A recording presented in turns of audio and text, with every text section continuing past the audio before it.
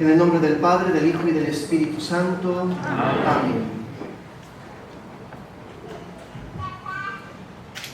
Existe en nuestra fe católica algo que se llama la historia de la salvación. De hecho, en algunos cursos de catolicismo, algunos cursos, por ejemplo, de temas teológicos, se suele estudiar como una de las materias, como una de las asignaciones de clases, este tema que se llama la historia de la salvación. Y la historia de la salvación, aunque a lo mejor muchos de nosotros no hemos escuchado un curso de esto, pero podríamos casi que sacar en conclusión a qué se refiere esto, este término, historia de la salvación. A lo mejor como tal no lo hemos escuchado, pero a lo largo de nuestra vida, con nuestras lecciones de catecismo cuando éramos pequeños, conforme fuimos creciendo, algunas veces que hemos tomado la Sagrada Escritura en nuestras manos, o cuando hemos ido a misa, hemos escuchado sermones y homilías, pues sí tenemos el concepto de lo que es la historia de la salvación. La historia de la salvación consiste pues en un primer momento en que nuestro Señor creó el universo y todo cuanto contiene. Y al crear el universo también creó al ser humano, como dice también en el libro de Génesis, al inicio, a su imagen y semejanza. Y cuando Dios creó al ser humano a su imagen y semejanza, significa con esto que lo creó en su gracia. El ser humano, en un primer instante, gozaba de la gracia de Dios. Esa misma gracia de Dios que recuperamos por el bautismo después de haberla perdido. Pero debido a la obra del demonio, a la maldad del demonio, a la tentación, pues el ser humano quebrantó la ley y la voluntad de Dios, incurrió en una grave ofensa apartándose de la voluntad de Dios, y la ofensa de nuestros primeros padres Adán y Eva fue desobedecer la voluntad de Dios, y por causa de ese quebrantamiento de la ley, por causa de ese pecado que se llama el pecado original, pues entonces la humanidad cayó en la corrupción. Pero en el mismo momento en el que la humanidad cayó en la corrupción por el pecado, por causa del demonio, la serpiente tentadora, en ese mismo momento también el Señor prometió que enviaría un Mesías, un Redentor, que nos libraría a todos los seres humanos del poder del pecado y de la muerte. Estamos ya celebrando el segundo domingo de Pascua. Hace semana y media estábamos adentrándonos en los misterios de la pasión y muerte de nuestro Señor. Sabemos perfectamente, y aquí llega el núcleo de la historia de la salvación, que ese Redentor que el Señor envió para salvar a la humanidad, para perdonar a la humanidad después del pecado, pues es el mismo Hijo de Dios, nuestro Señor Jesucristo, la segunda persona de la Santísima Trinidad, que se hizo hombre en el seno purísimo de la Virgen María y vino a este mundo para predicar el reino de Dios, sí, pero también para entregar su vida en sacrificio por nuestra salvación, por nuestra redención. Esto es la historia de la salvación.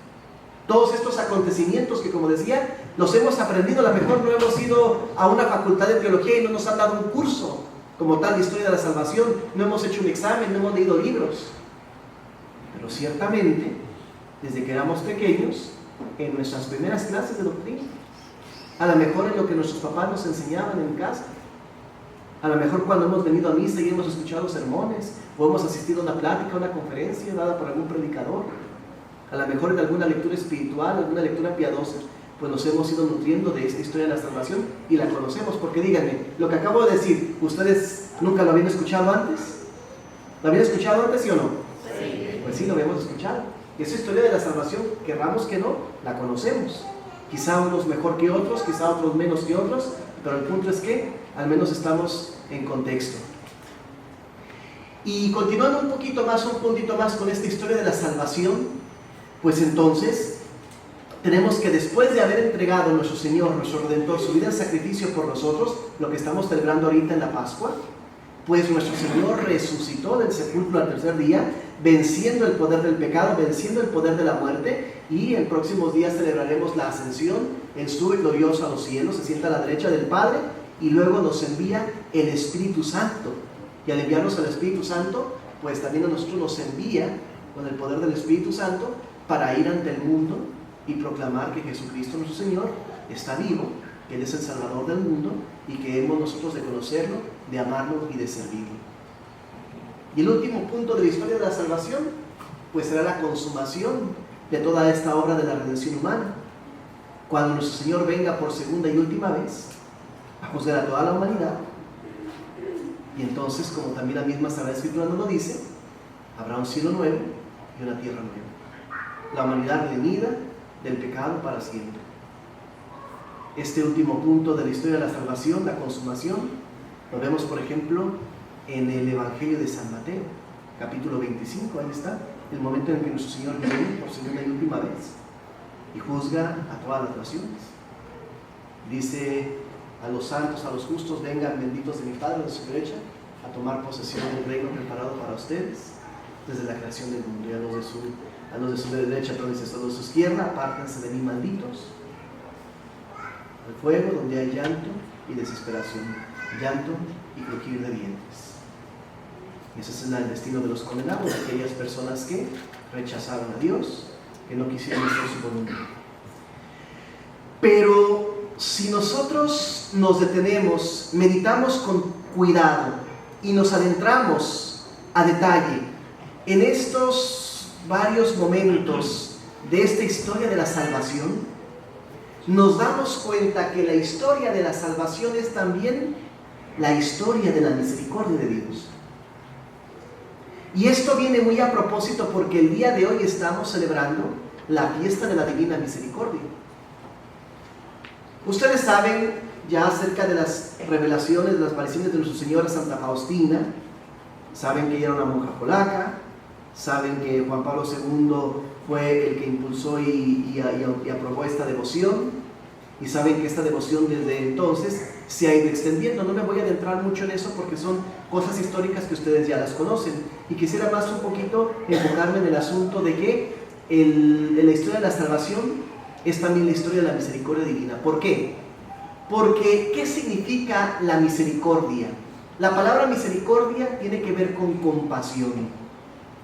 De hecho, si nosotros analizáramos un poquito la frase, o la palabra, mejor dicho, misericordia, viene de dos vocablos: cor, misericordia, cor, que quiere decir corazón, y misa, que tiene que ver con miseria. Nosotros, por causa del pecado, nos hemos hecho en cierto sentido miserables pecadores. Somos miserables pecadores y nadie de nosotros tiene que ofenderse por eso. Habrá veces, a lo mejor incluso dentro de la iglesia, sacerdotes, predicadores que están en contra de esto que estoy diciendo, Así de que no nos asustemos, no nos confundamos. ¿Por qué? Porque hoy en día vivimos en una sociedad, en un ambiente en el cual lo que interesa es resaltar la grandeza humana.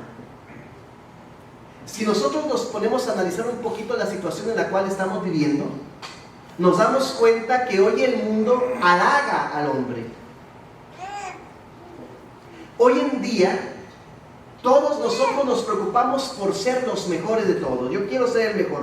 Yo quiero estudiar para tener un título. Yo quiero estudiar para ser un don alguien. No quiero ser un don nadie.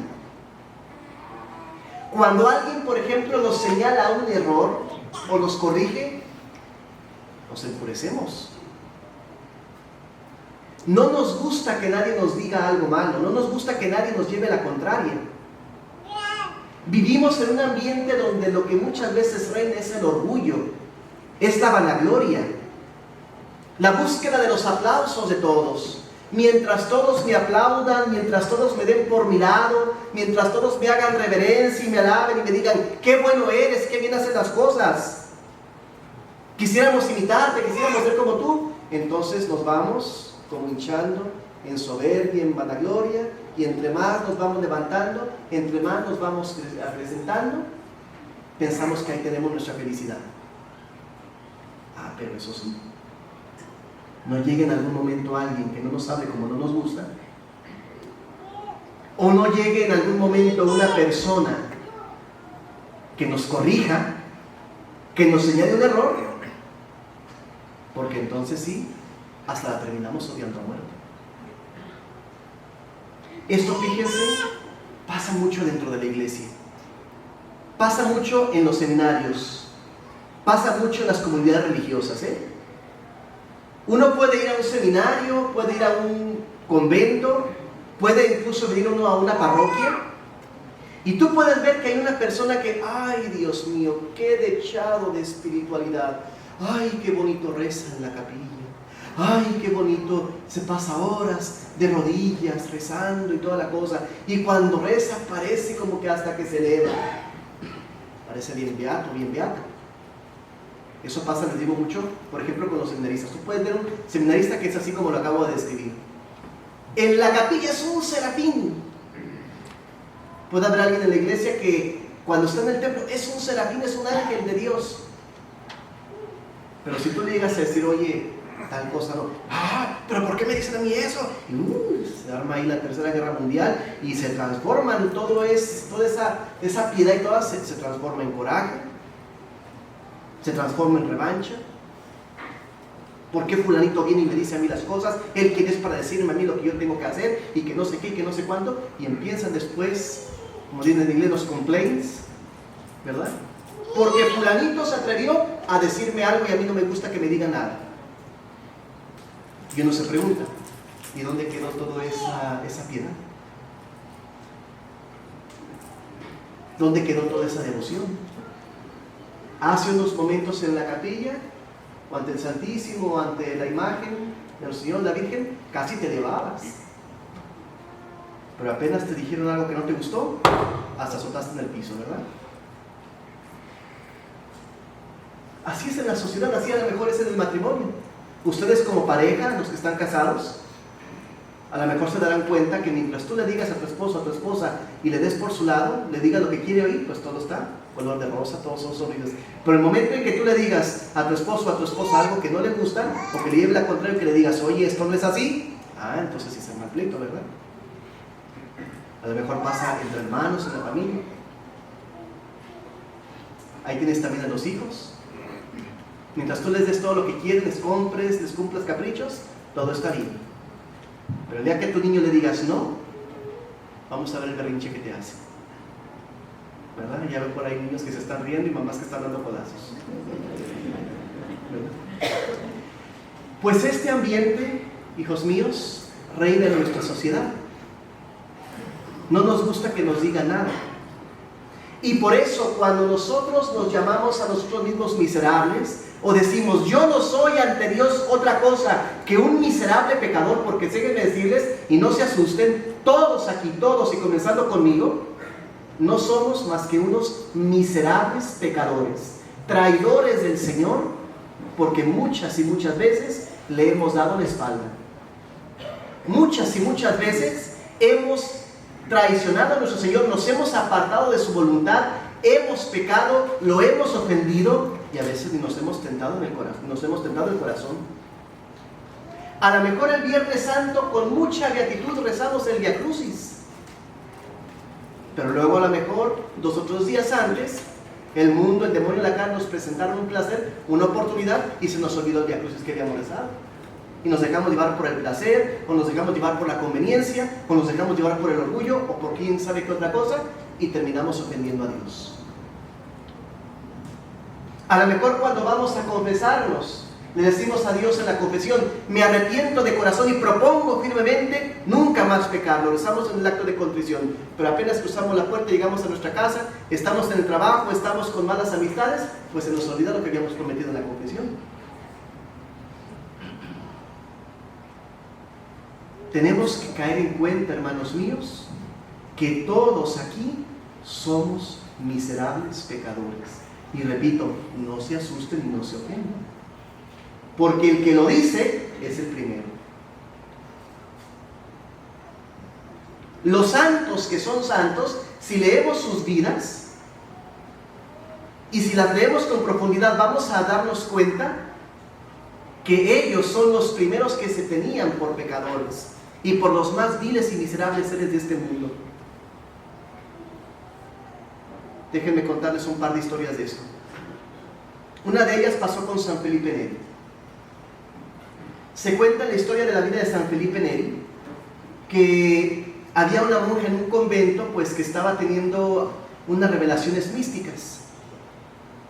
Y entonces a San Felipe Neri lo enviaron a visitar ese convento y esa religiosa para cerciorarse de que esas revelaciones eran auténticas o no lo eran, que si venían de Dios o no, porque cuando una persona experimenta eso, la iglesia tiene que hacer un juicio para saber si es auténtico o no, y si viene de Dios o no viene de Dios, porque también puede venir del demonio. No a la primera persona que diga que se le apareció el Señor o que habla la Virgen, le vamos a creer lo primero que diga. Pues a San Felipe Neri entonces lo enviaron. Y en aquellos tiempos no había ni los medios de comunicación, ni las carreteras, ni los caminos, ni los automóviles que tenemos hoy en día.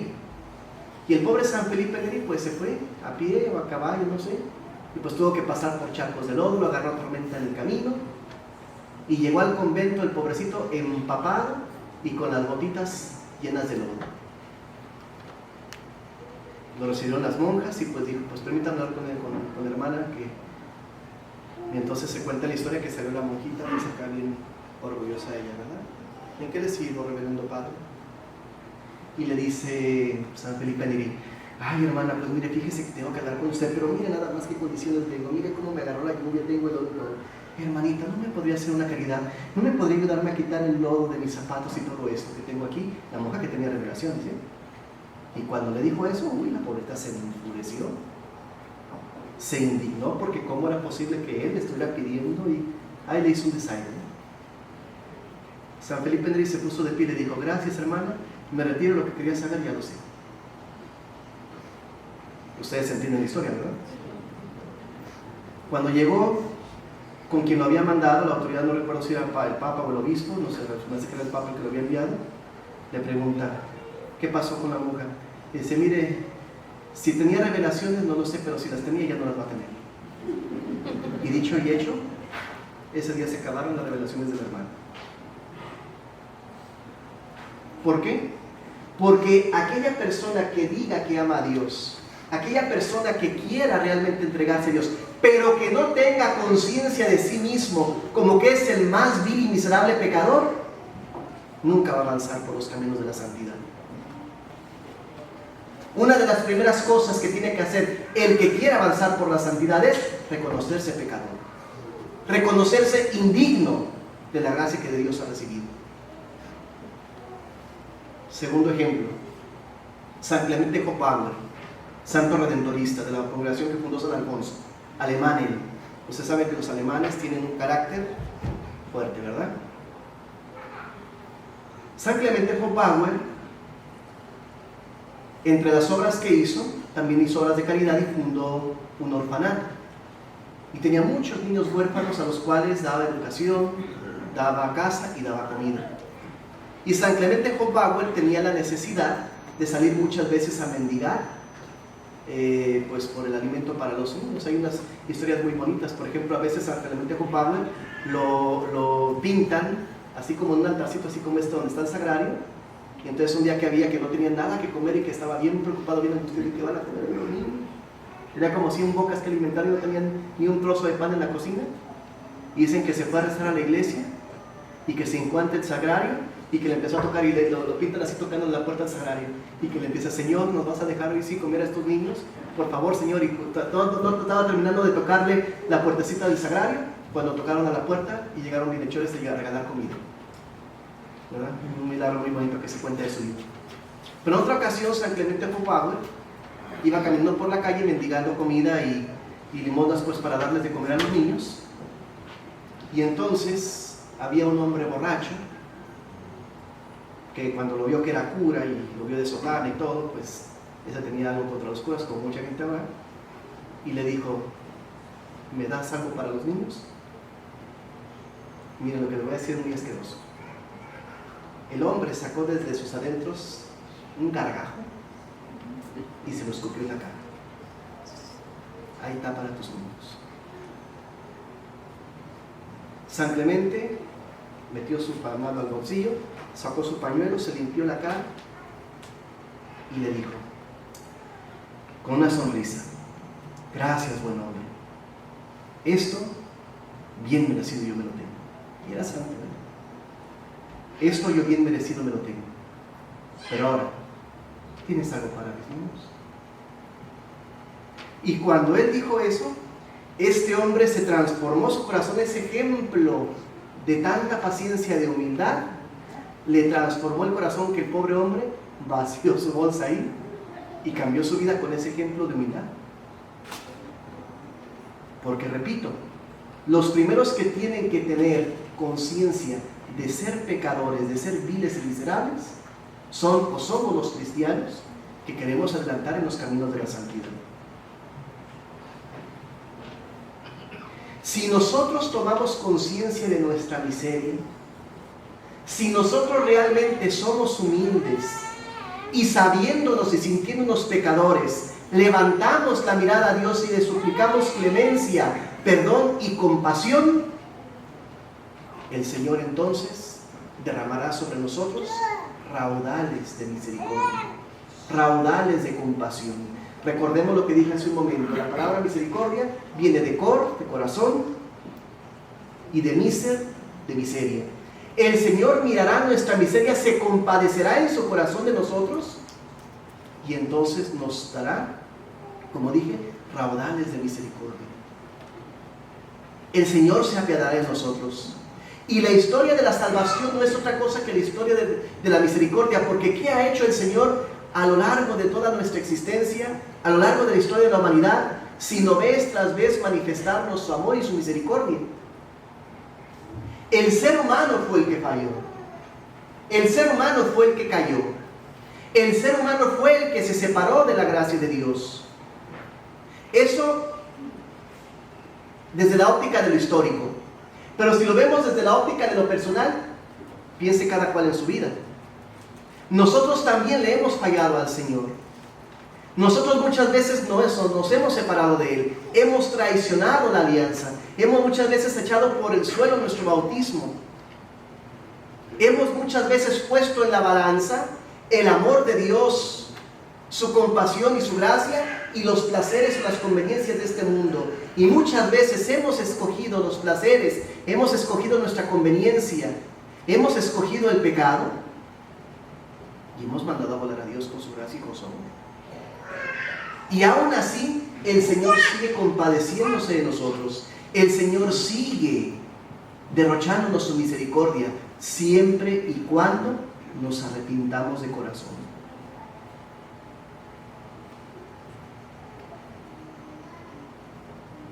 Este domingo, que es el domingo de la misericordia, y en el contexto del tiempo pascual, yo creo que el Señor nos está pidiendo que miremos cada uno a nuestro interior, que nos demos cuenta de nuestra miseria, y que si muchas veces lo hemos traicionado y hemos abusado de su misericordia, le digamos: Señor y Dios mío, perdóname, te lo suplico.